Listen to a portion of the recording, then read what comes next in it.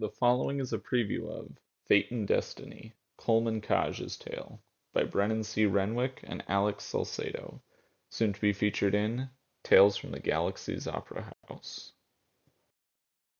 Coleman had achieved the rank of Jedi Knight well before the outbreak of the Separatist crisis, but even in knighthood, he never found his voice, not even as a full-fledged Jedi Master on the sandy battlefield of Geonosis.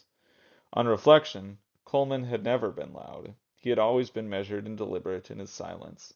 Coleman was alone in the great hall of the Jedi Temple. Perhaps this stemmed from his private disappointment to never know his parents. Whatever the reason, Coleman learned to hide his discontentment with some Jedi practices, such as taking other young children and depriving them of natural connections. He hid it with a quiet and humble countenance, a persona that absorbed and listened to others and found ways not to share.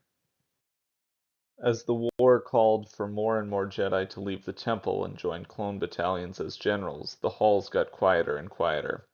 Before long, the once safe sanctuary was a ghost town without familiar faces.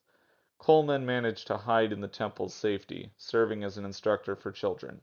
It was here with the younglings that Coleman managed to first find his voice, delighting in his mini conversations with the next generations of Jedi.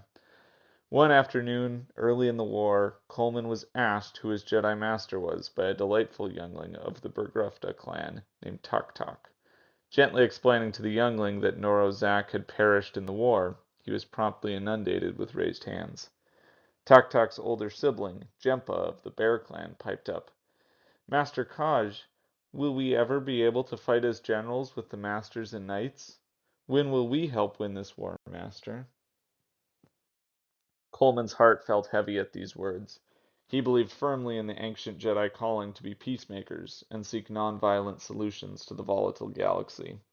Early in the war, he had heard of Jedi Sora Bulk's similar philosophies, finding himself agreeing before the weak-weight Jedi fell to the darkness. Coleman was measured in his response to the assembled younglings. "Perhaps you will, one day, but when it comes to fighting, you must try to avoid it at all costs. And if it still comes to fighting, know who you fight and why it is that you fight them. Be peacemakers. That is the way of the Jedi and the will of the Force."